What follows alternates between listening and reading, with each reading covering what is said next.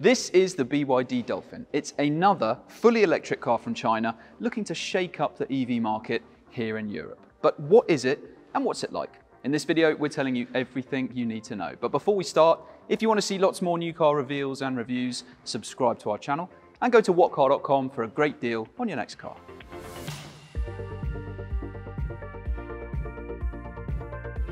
BYD is one of the biggest electric car manufacturers in the world, but if you haven't heard of them, we can't blame you. Although the name has been around since 2003 in its native China, it's only just making a concerted effort to gain a foothold in the European EV market. BYD stands for Build Your Dreams. Yes, really. And we've already seen the BYD Atto 3, which is the brand's first electric car headed for the UK. But hot on its heels is a smaller electric car. Not, as you might think, called the Atto 2, but called the Dolphin. Yes, we've already seen with the Aura Funky Cat that some Chinese electric car companies coming to Europe clearly think unconventional names might help their chances of success. And here we are again with another very unusual car name.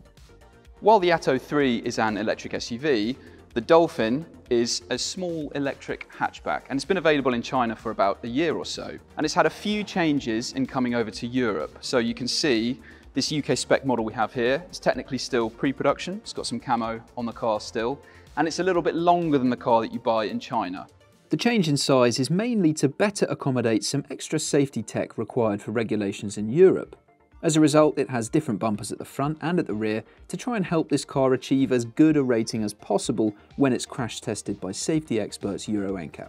The Atto 3, by the way, has already been tested and achieved the maximum 5-star safety rating.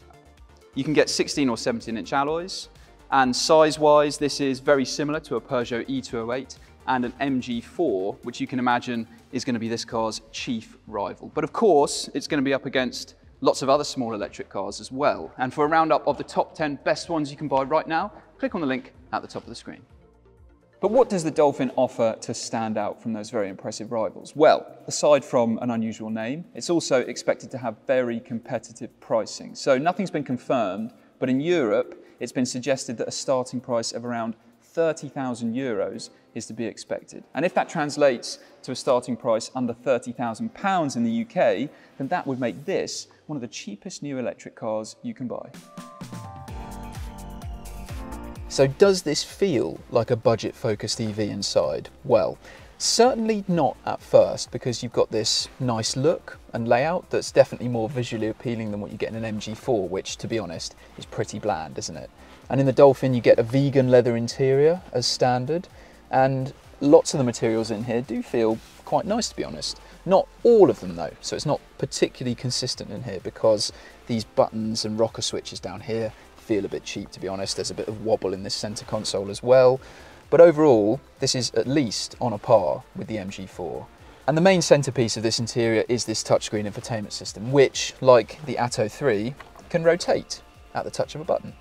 Which might be a bit of a gimmick, to be honest, but at least the operation of it is fairly slick, and it doesn't feel like a flimsy iPad that you can just rip off the dashboard at all.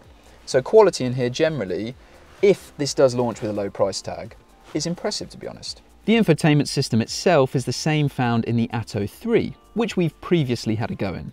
It's clear, crisp and responsive, and thankfully you do still have some physical controls to adjust the air conditioning.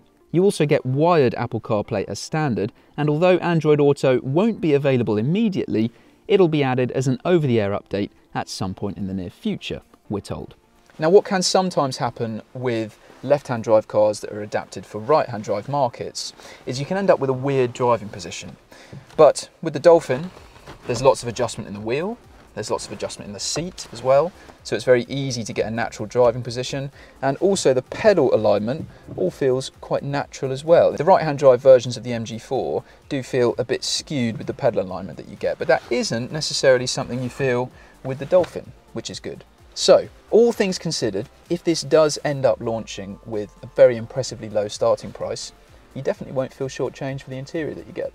Now, what is the space like in the back of the Dolphin? Well, you have a flat floor back here, which is good because it means there's no lump in the middle for this middle passenger to have to put their feet either side of. The distance between the front and rear wheels is also very good, so that means legroom is very generous, and in fact the dimensions generally are quite similar to the MG4, which we know is a practical small electric car. But what you have in the Dolphin is fairly limited headroom, at least in this model that we're sat in, because it's got this sunroof fitted, which is standard on the range-topping versions of the Dolphin. And with it fitted, you can see there's this big bulge in front of your forehead if you're sat in these rear seats here. So where I'm actually sitting and where my head falls is okay. I've got a little bit of clearance above my head. If you were 6 foot or taller, you'd still feel cramped. But even me being able to sit back here, if I move forward slightly, then you're very conscious of this big bulge being very, very close to your forehead, and it is quite cramped. And it means when you're getting into the car as well, you might hit your head on it as you get in. So there are other small electric cars which feel more open and spacious, certainly when it comes to headroom, than this Dolphin with the sunroof fitted. The Dolphin gets a pretty good boot, to be honest. Now, you might not actually think that it looks very big like this, but that's because it has a height adjustable boot floor as standard, and it's in its highest setting here.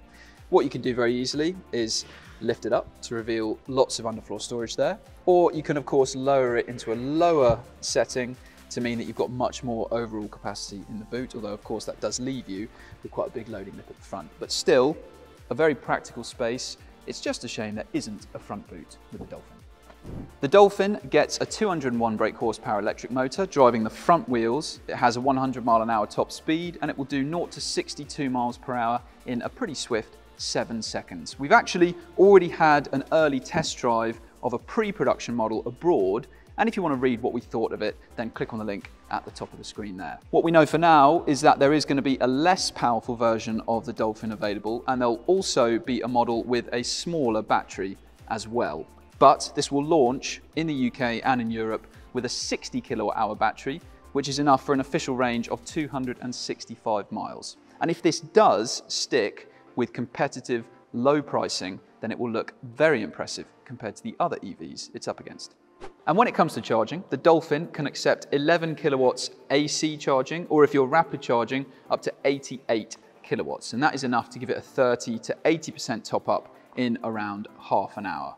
As standard, you also get V2L, which essentially turns this into a massive portable 3-pin plug. That means you can use it to charge your laptop or even boil a kettle. Technically, we have already seen BYD in the UK before. Around 10 years ago, it tested the waters here by launching the fully electric E6, but it was only really an experiment in extremely limited numbers.